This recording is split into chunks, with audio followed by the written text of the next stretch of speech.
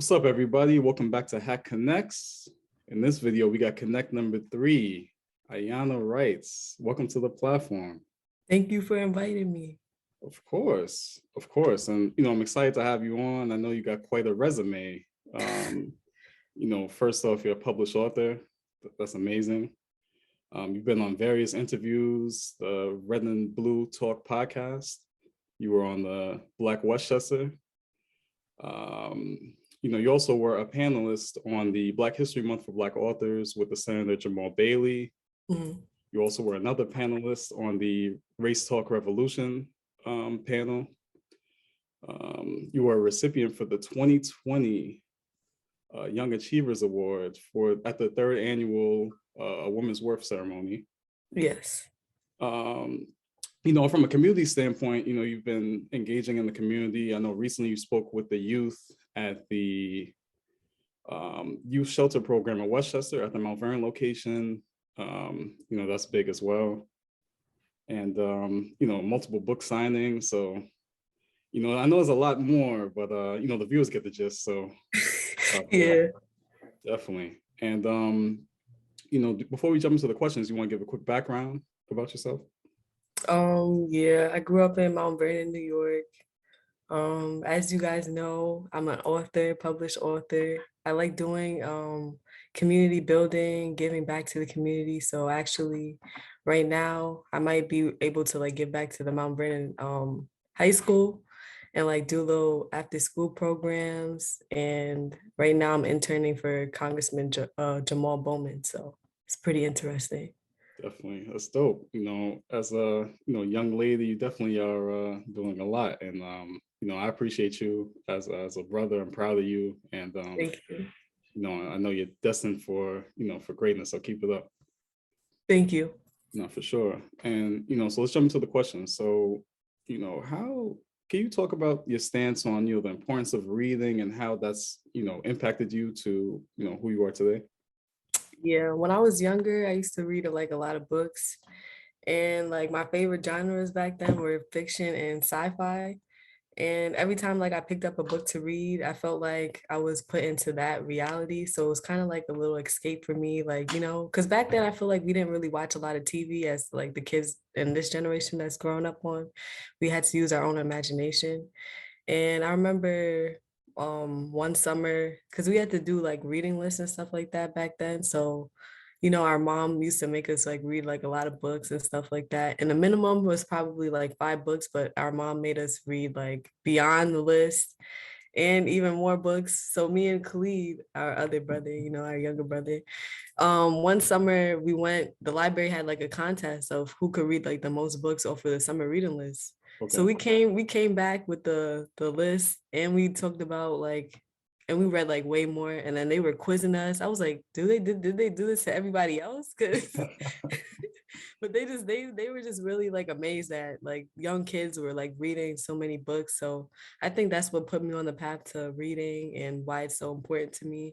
And it also, reading a lot of books helped me gain more vocabulary, more knowledge, because now I started reading more nonfiction books. And right now I'm reading The Price of the Ticket with Barack Obama and Frederick Douglass. Nice. Definitely. I know back at school, they always just say reading is fundamental. And, I agree.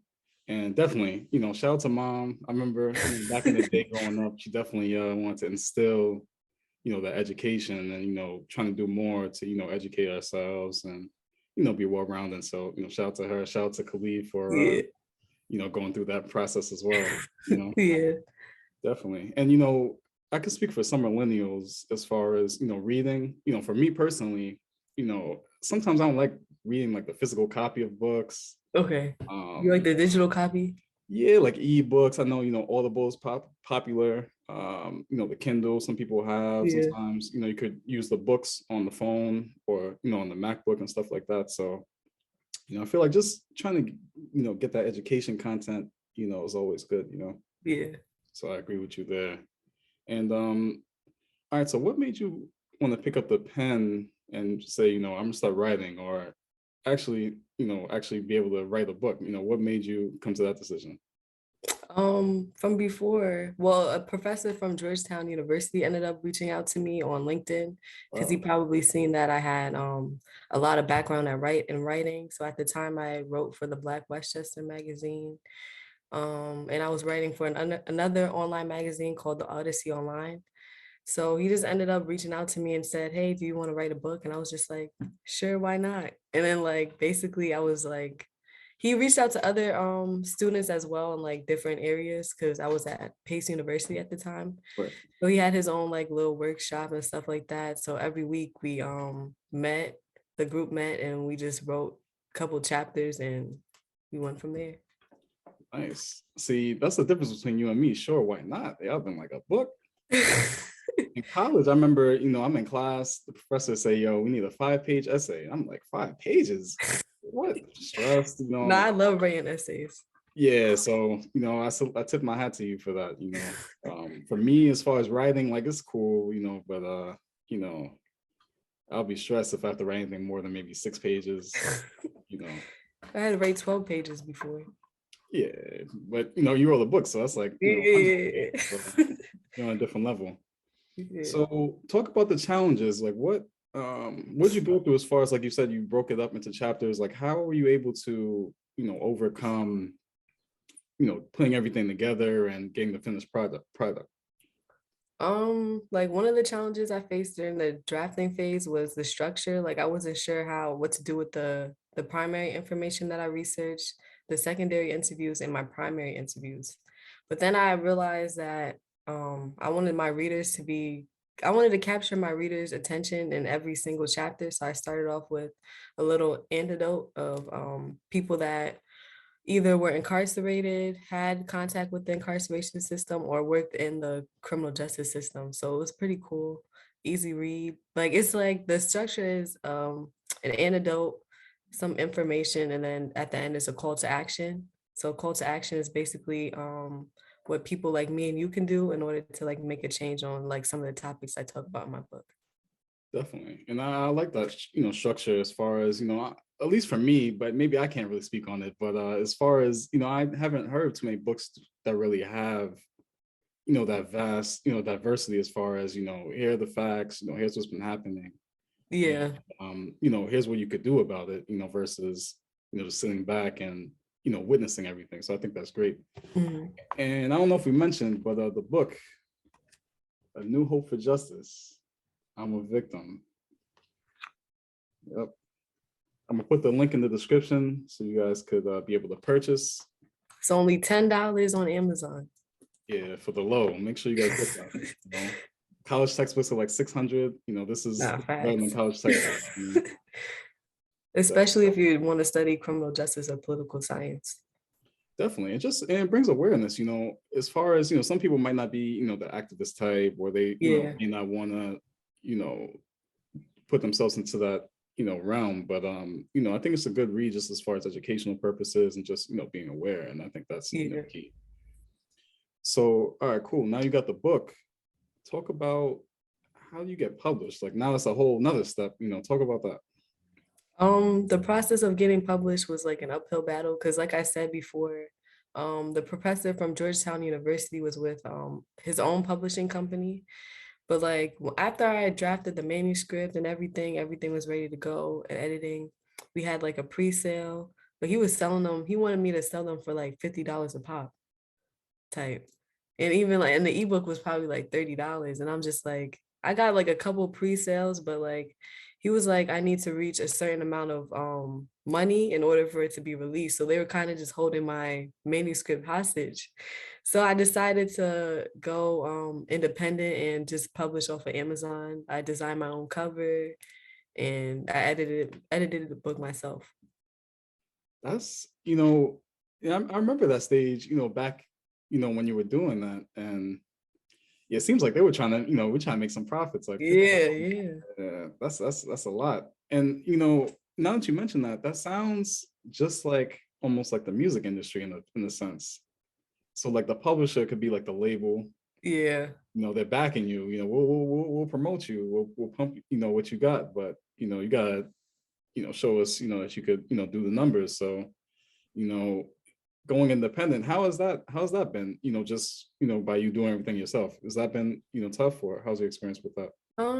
Like I feel like when I decided to go independent, they were kind of trying to convince me not to. They were like, we're doing all the promotions for you, you're gonna have to do Right, it yourself. right. But I feel like having my own social media platform like Instagram, Twitter, now TikTok, you find your own niche and like people who are gonna be interested in it.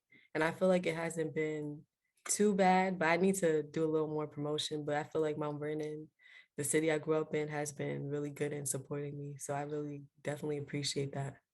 No, for sure. Yeah, definitely. It's great to have that local support. And based off of what you told me, a lot of people, I know you reach, go to them, deliver Yeah. the book, speak with them. So I think that experience is great and real genuine as well. Mhm. And Yeah, I also sign a personal copy for everybody that I hand in person. So it's personal experience. I know people really like that. no, for sure. And I appreciate you. I know I got my signed copy a little late in the game, but Yeah. it's all good.